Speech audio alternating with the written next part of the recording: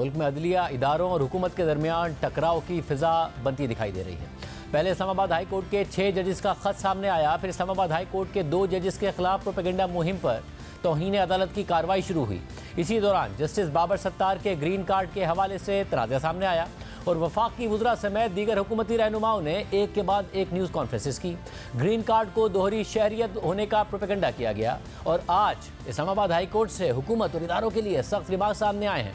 Islamabad high court में लापता शायर अहमद फरहाद की बाजियाबी के हवाले से आज अहम समाअत हुई। केस की समाअत जस्टिस मोहसिन अख्तर कियानी ने की। अहमद फरहाद की जानिब से वकील ईमान मजारी ने दलाइल दिए, जबकि वजारत दिफा के नुमाइंदे, पुलिस हुक्काम और असिस्टेंट अटॉर्नी जनरल हुकूमत की तरफ से पेश हुए। समाअत के आगाज़ में वकील ईमान मजारी ने अदालत को बताया कि 17 मई जुमे की रात मगवी अहमद फरहाद की अहलिया और पटिशनर उरूज ज़ैनब को व्हाट्सएप कॉल आई। कॉल में कहा गया कि पटिशन वापस लें तो बंदा हफ्ते के दिन वापस आ जाएगा। वो कह रहे थे कि कोर्ट में बोलना कि अहमद फरहाद अपनी मर्जी से गए थे।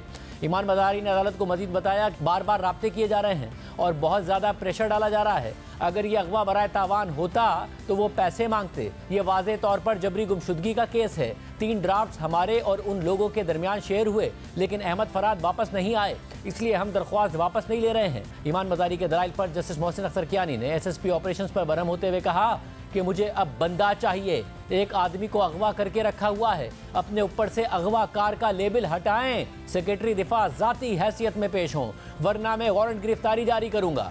जस्टिस मोहसिन अख्तर कियानी ने SSP ऑपरेशन से सवाल किया कि क्या अहमद फरहाद दहशतगर्द हैं, तो SSP ऑपरेशन ने जवाब दिया कि नहीं। फिर जस्टिस मोहसिन अख्तर कियानी ने सवाल किया कि क्या अहमद फरहाद भारत से आया है या अगवा बराए तवान में मुलव्वस है। आज ही 11 बजे जवाब जमा कराएं। अदालत की जानिब से जवाब जमा कराने के रिमार्क्स पर वजारत दिफा के नुमाइंदे ने 1-2 दिन की मोहलत मांगी, जिस पर जस्टिस मोहसिन अख्तर कियानी ने कहा कि मैं इस केस को 3 बजे दोबारा सुनूंगा। 3 बजे तक जवाब लेकर आएँ, वरना ऑर्डर पास कर दूंगा। अदालत ने हुक्काम को 3 बजे तक का वक्त दिया और वक्फे के बाद जब समाअत दोबारा शुरू हुई तो वजारत दिफा के नुमाइंदे ने अदालत में पेश होकर बताया कि मगवी ISI के पास नहीं है। ISI पर इल्ज़ाम है मगर वो उसकी तरदीद कर रहे हैं, जिस पर जस्टिस मोहसिन अख्तर कियानी ने कहा कि वजारत दिफा के नुमाइंदे के बयान से महसूस होता है कि मामला ISI और MI के हाथों से निकल गया है। उन्होंने कहा कि अब ये तय करना है कि एजेंसियां ये मुल्क चलाएंगी या इस मुल्क को कानून के मुताबिक चलना है। कोई एक तो झूठ बोल रहा है। जस्टिस मोहसिन अख्तर कियानी ने मजीद कहा कि अगवा होने वाले शहरी को कानून नाफिज करने वाले इदारे बाजियाब नहीं करा सके। क्या सेक्टर कमांडर चांद पर रहता है? क्या हैसियत है उसकी? एक ग्रेड 18 का मुलाजिम होगा।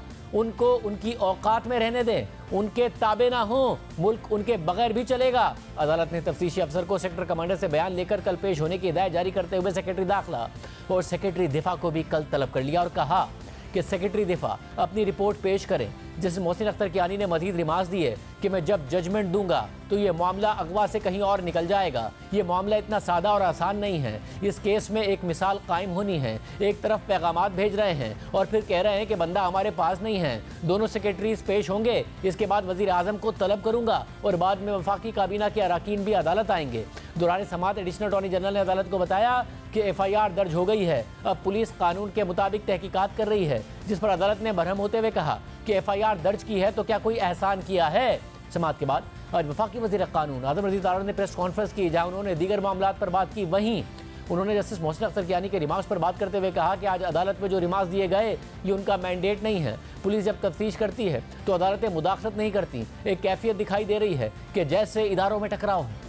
आज तक एक ही असूल वज़ा हुआ है अदालत उज़्मा की तरफ से कि पुलिस तफ्तीश जब जारी हो किसी मामले की तो फिर अदालतें उसमें इंटरफेयर नहीं करती। ये पुलिस का काम है। पुलिस को जिस तरह की सहूलत और मदद चाहिए उसके लिए वफाकी हुकूमत तैयार है, लेकिन ये वक्त से पहले या प्रीएम्प्ट करना और फिर इतनी सख्त बातें कह देना एक सांस में, मेरे ख्याल में ये जुडिशल प्रोपराइटी के ऐन मुताबिक नहीं है।